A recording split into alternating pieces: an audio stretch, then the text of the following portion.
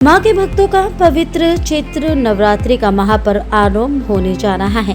अप्रैल 2024 में ये किस दिन से आरंभ होगा और किस दिन किस देवी की उपासना की जाएगी। मां दुर्गा के 9 रूपों को समर्पित ये विशेष पर्व कितना महत्वपूर्ण है और इसकी कलयुग में क्या महिमा है। नवरात्रि का पर्व किस तरह से मनाया जाना चाहिए और किन बातों का ध्यान रखा जाना चाहिए, इन सभी की जानकारी यहाँ दी जा रही है। हिंदू पंचांग के अनुसार चैत्र का महीना शुरू हो चुका है। चैत्र के महीने में ही नवरात्रि का पर्व मनाया जाता है। चैत्र का महीना हिंदू धर्म के अनुसार पहला महीना है। इस महीने को हिंदू वर्ष का नव आरंभ होता है।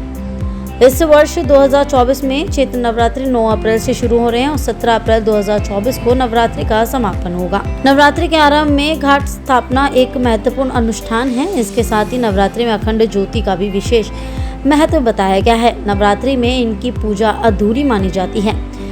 नवरात्रि में अष्टमी की तिथि का विशेष महत्व है। इस बार चैत्र नवरात्रि की अष्टमी की तिथि 15 अप्रैल को दोपहर 12:11 से शुरू हो रही है। इसका समापन 16 अप्रैल को दोपहर 1:23 पर होगा। नवरात्रि की तिथि पर मां दुर्गा के 9 स्वरूप मां सिद्धिदात्री की पूजा होती है।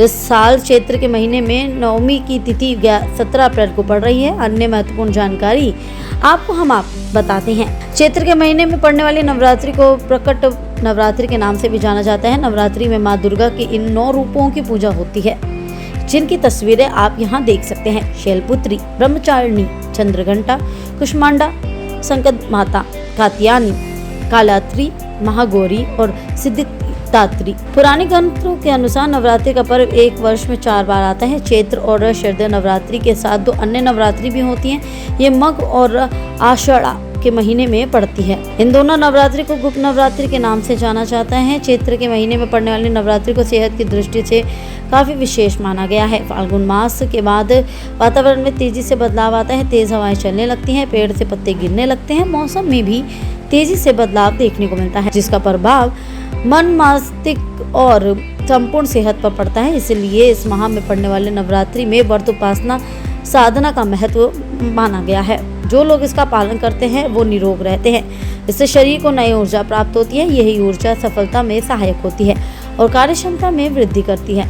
कई लोगों के मन में इस तरीके का प्रश्न आता है कि चैत्र का महीना इतना शुभ है। शास्त्रों के अनुसार चैत्र के महीने को अत्यंत शुभ फलदायी बताया गया है। ये हिंदू नव वर्षों का पहला महीना है। इस बार में मान्यता है कि इस माह में किए गए स्वास्थ्य और धार्मिक कार्यों को करने से जीवन में सुख समृद्धि प्राप्त होती है। इस माह में साधना करने से सिद्धि प्राप्त होती है। नवरात्रि के पहले दिन कलश स्थापना की जाती है। कलश के नीचे चावल के दाने रखे जाते हैं। चावल यानी अक्षत को नवरात्रि के अंतिम दिन व्रत के पारण के बाद कलश हटाने के बाद इन चावलों को घर या दुकान या प्रतिष्ठान के हर कोने में छिड़क देना चाहिए।